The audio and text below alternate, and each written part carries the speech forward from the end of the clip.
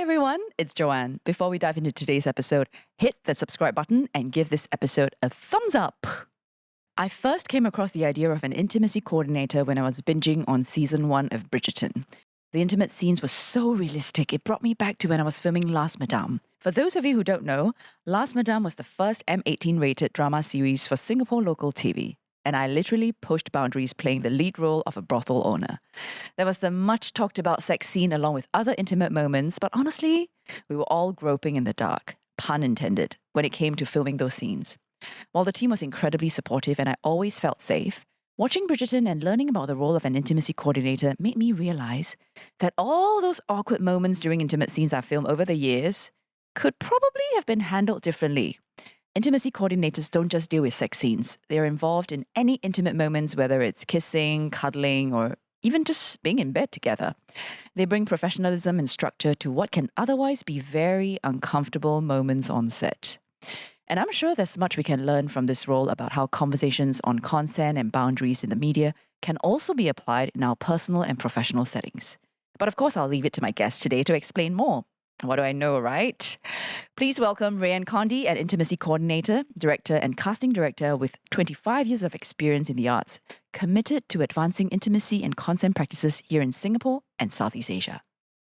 Hi, Rayann. Thank you for coming on the show. Hello. Thank you for having me. I think it's so important that we have this conversation because I Me start from my own experience. I tell you, when I was a newcomer, too. I was just thrown into a kissing scene in the middle of Orchard Road Oh, gosh. with, of course, the man who now is my husband, but he wasn't then, right? And I'm just like fresh out of school, no training in acting, nothing. And, you know, nobody ever tells you what to do. Like even the director doesn't tell you what to do. Sometimes they don't know. So it was awkward for me. I was just like, okay, so where do we put our heads? Where do I put my hands? Like, okay, so we see each other and then we're supposed to kiss, but then do we run into each other? Do we like look at each other first? Do you hold my head? Like, and then where does the tongue go? That's always the question. Like, is it professional to stick your tongue in? If the guy sticks his tongue in, is he trying to be funny? Like, I tell you, it was just awkward and challenging and embarrassing and just very uncomfortable. So I'm so glad that this role of an intimacy coordinator has come about, but I also have to say a lot of people don't know about it. So I hope you can just shed some light and tell us a little bit about what is an intimacy coordinator and what does your job entail? Sure. So I guess essentially an intimacy coordinator is like a stunt coordinator. They're the person you get on set when there is a moment of intimacy that takes care of people's boundaries, making sure that people are giving informed consent so that we can all tell the story that we want to tell in a way that is meaningful, that is real, and that everybody feels held and respected and capable of doing their best work. Your work as an intimacy coordinator is mainly in Singapore and Southeast Asia, Yes. but your training is in America. Yes. Do you notice any difference in the way it's done? Yes. Huge differences. I think the main difference that really struck me during my training is around the processes in our industry. So the US is a very regulated, legislated, litigated environment. You know, there's a big threat of people constantly suing one another, and contracts are a really big deal. And that is very different to the way we work, definitely in Singapore and in much of Southeast Asia, where we are a lot less regulated, a lot less more self-governed, self-directed. So things like in the US, writing a rider for intimacy is a big deal.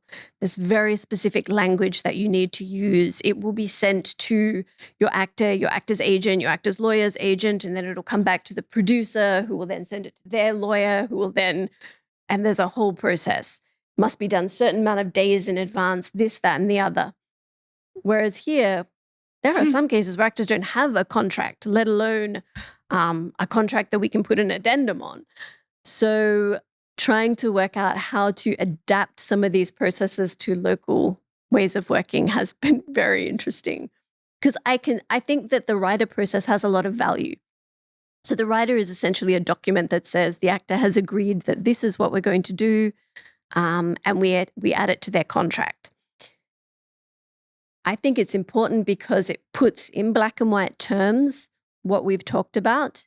It's a great reference document for everybody to be able to come back to and say, okay, this is what's on the table. In the US, in the writer document, you only put what has been agreed to be performed. What I've found in talking to performers in Singapore is what most people are worried about is what they don't want to do. They're less worried about the things they're okay to do, but it's the stuff that they're like, no, I don't want to do that. That's the stuff that they want in the writer because they want everyone to know up front, this is not happening, right? We all agree. I'm not showing you my buttocks. Kissing, yeah, fine. I don't care. That's okay. But showing you my buttocks, that's a big no-no. So that's what performers are more concerned about, I've found. The no's rather than the yeses. So I'm adapting the process. So now I put in the writers what we've agreed upon doing, as well as any particular exclusions or strong boundaries or anything that the actor has concerns about. Because I think that that's more human. It's what is worrying performers here. So let's create something that works for what we need in this space. Right. Understanding that it is not going to be a highly legalized, jargonized, multiple stamped scene, silent and sealed.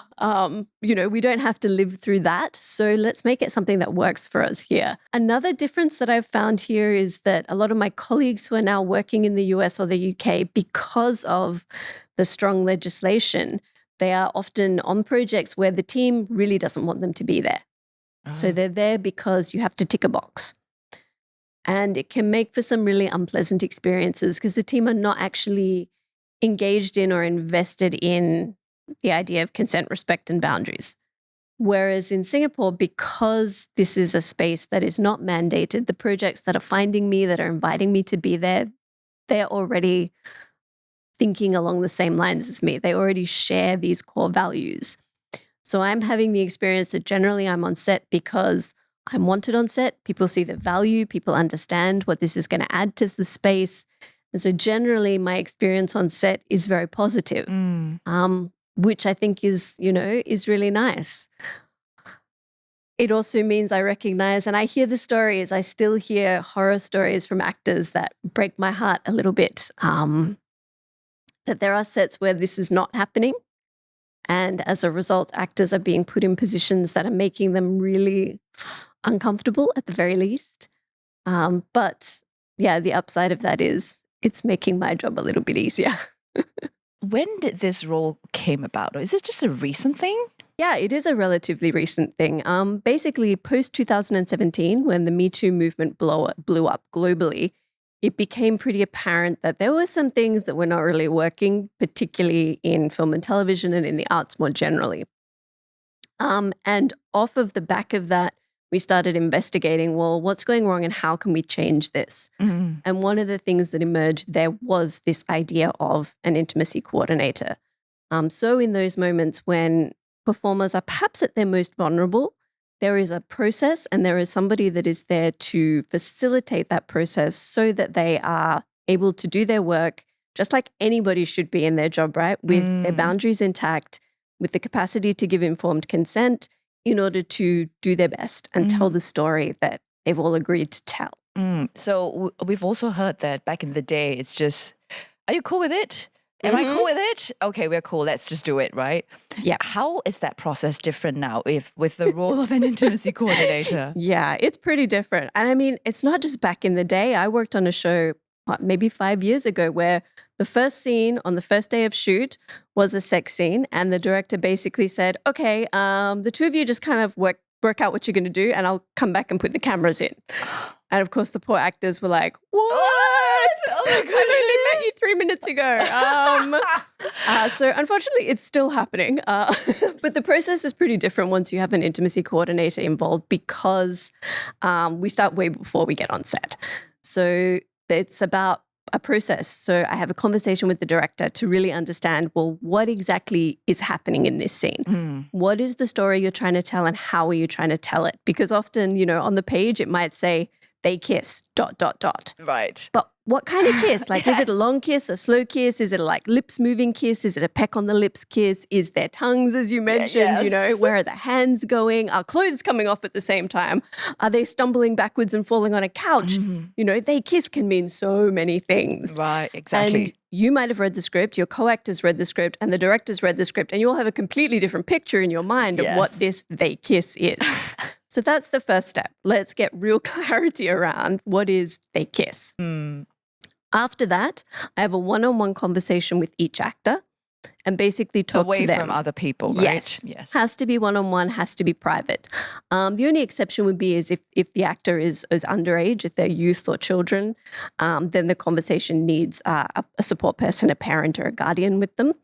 But otherwise, it needs to be private because the intention is we want to take people out of the normal power dynamics of a workspace and give them a space where they can say whatever they need to say. And to have a conversation with them that's then about, well, okay, this is what the director is imagining.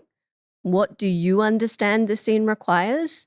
And then what are your boundaries? So where do they either overlap or not overlap? And then we work out, well, what can we do to stage this moment? How do we create this in a way that holds your boundaries? Your boundaries are perfect and they don't need to change.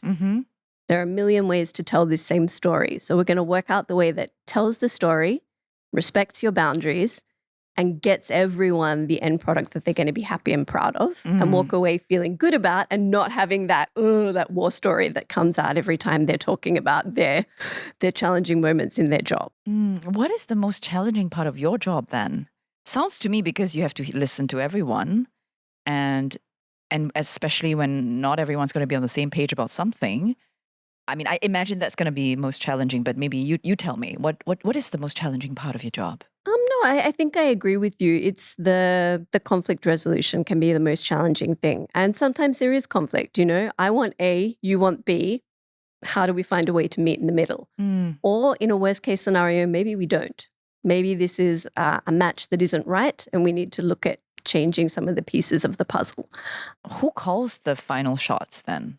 Well, so at the end of the day, the person with the power, who is going to be either an executive producer or a director. And I think it's important to be transparent about the fact that, actors at the end of the day can be replaced.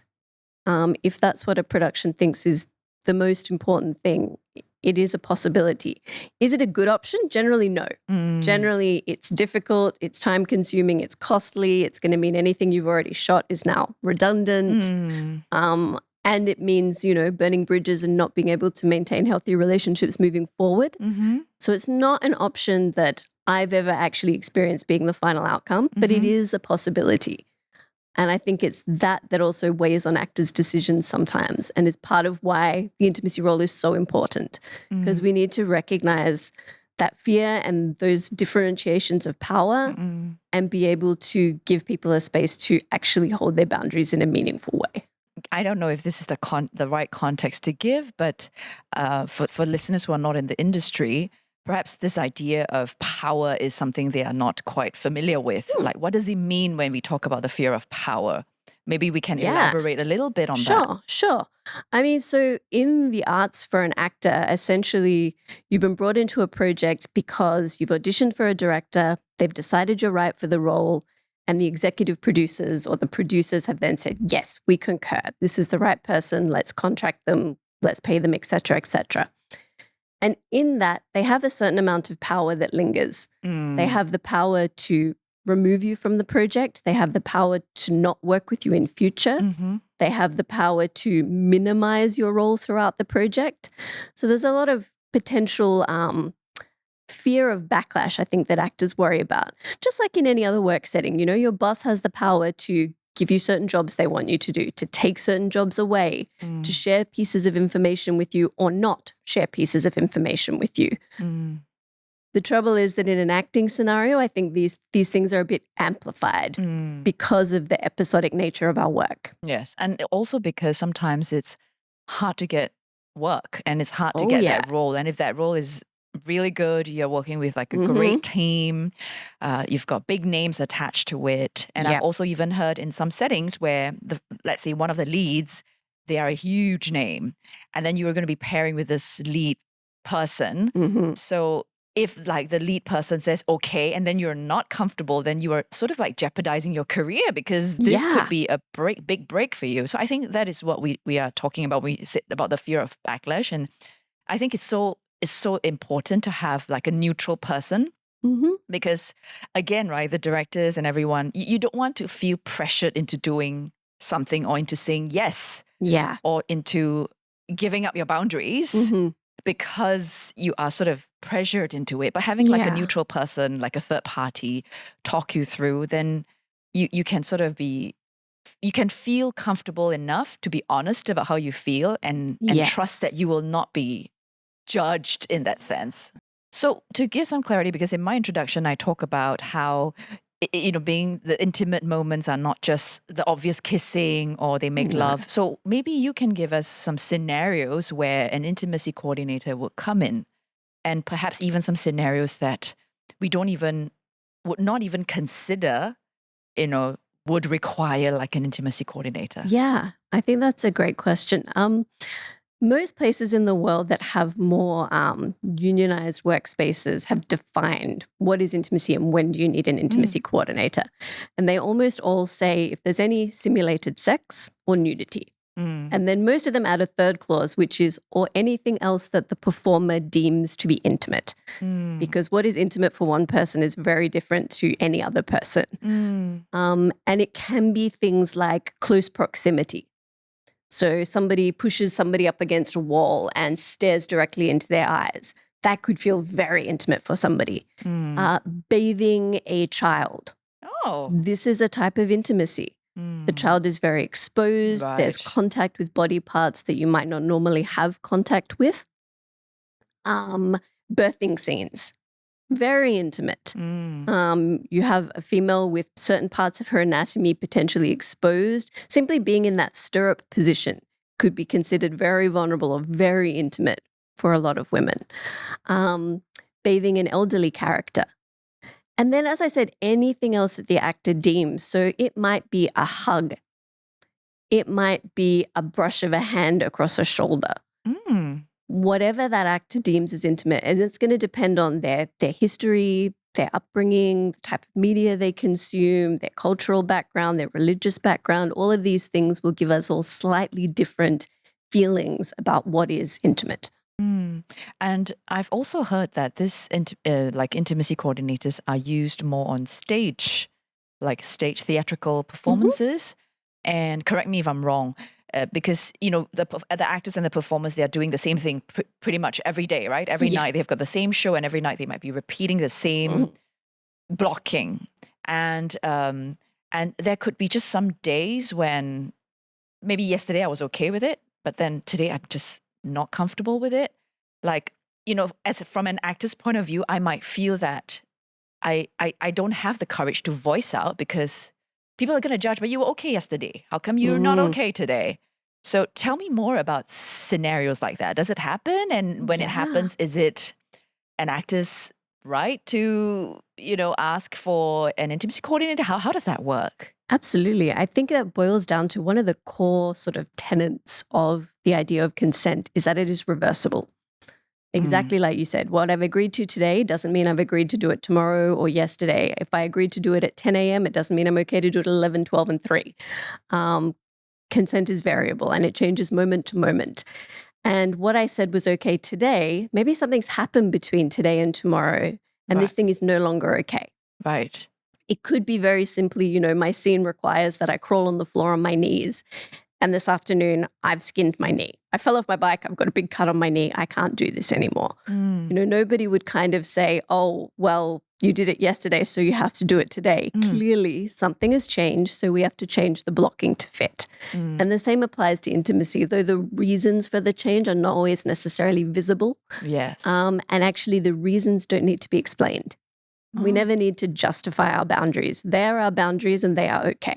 And if they change, that's okay too. That means you'll have to be present for all of those scenes.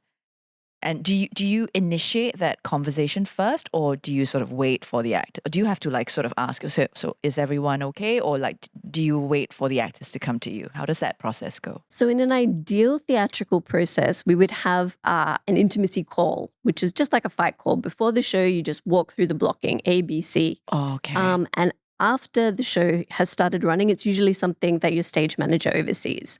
So your stunt coordinator doesn't come in every night. Your stage manager would oversee this process.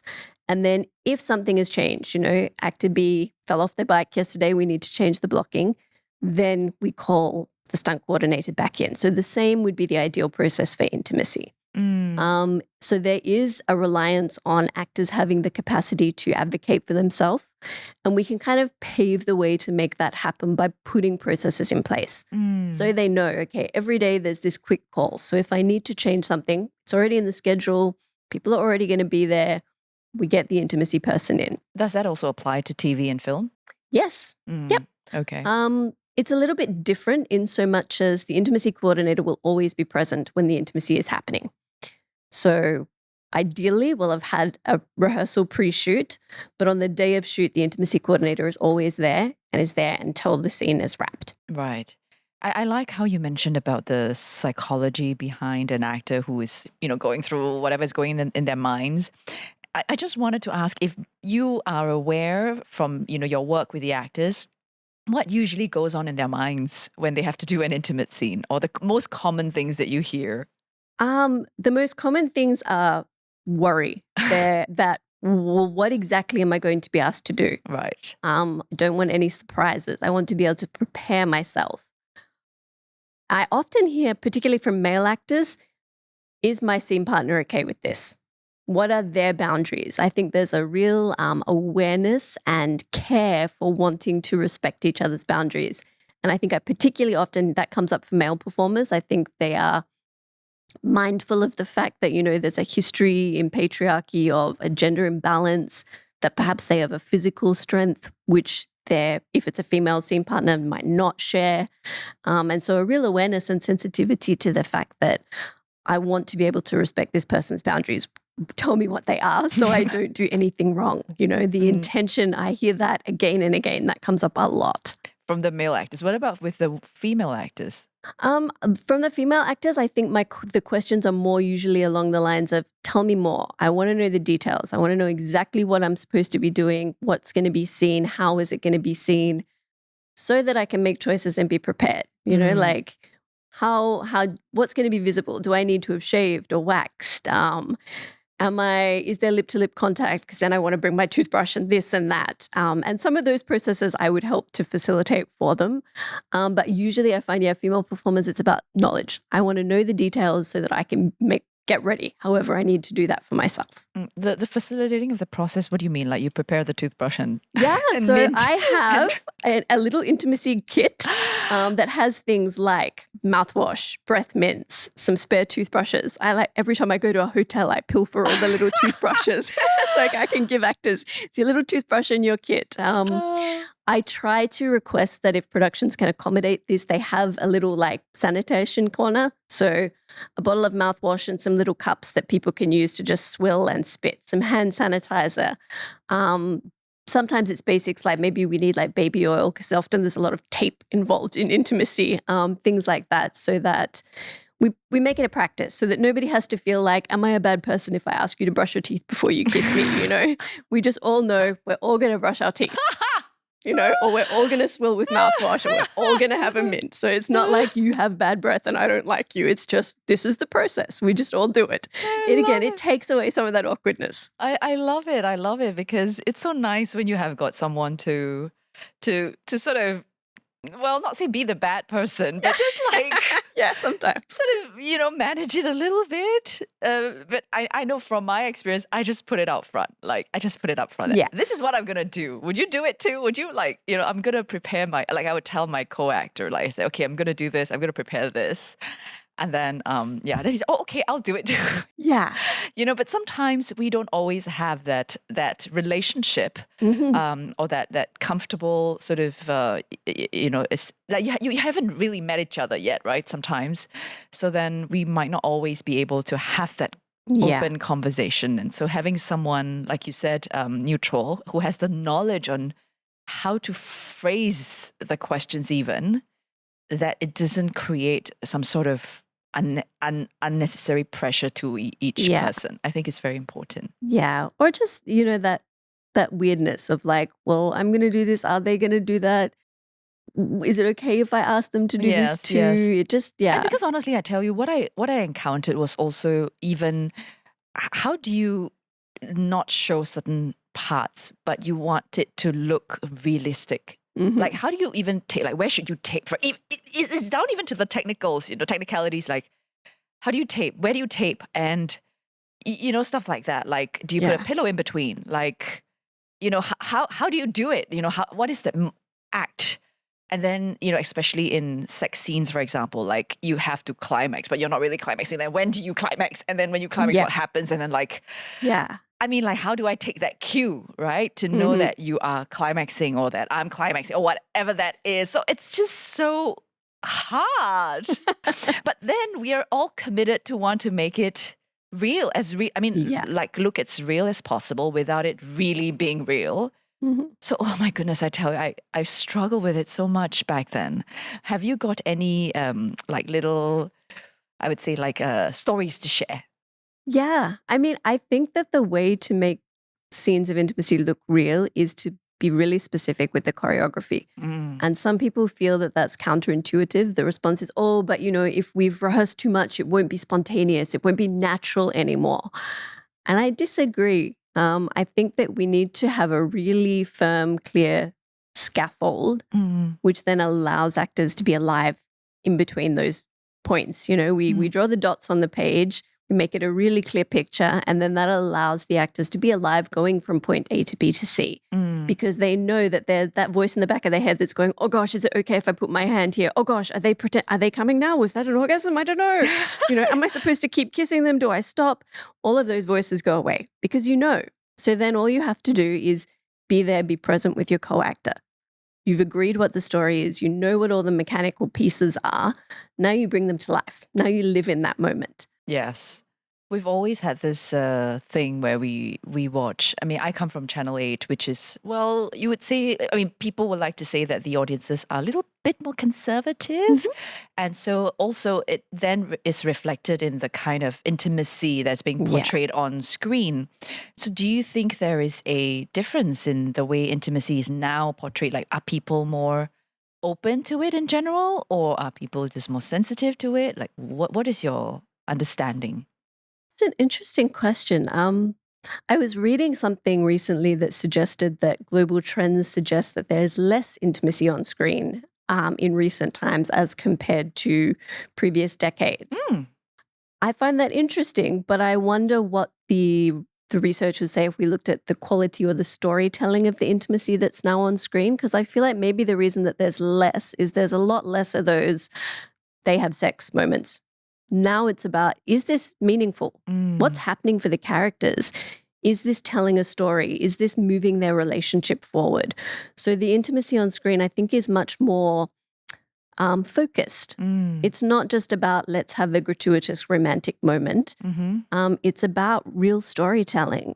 And that means that though if you can't explain why are these two characters doing this, it probably doesn't need to be in the script. So we talk about how important having an intimacy coordinator is for the actors, but is it just for the actors, you think? Like creating this safe space? No, I actually think that the rollout implications of intimacy are bigger than maybe we've even got our heads around yet.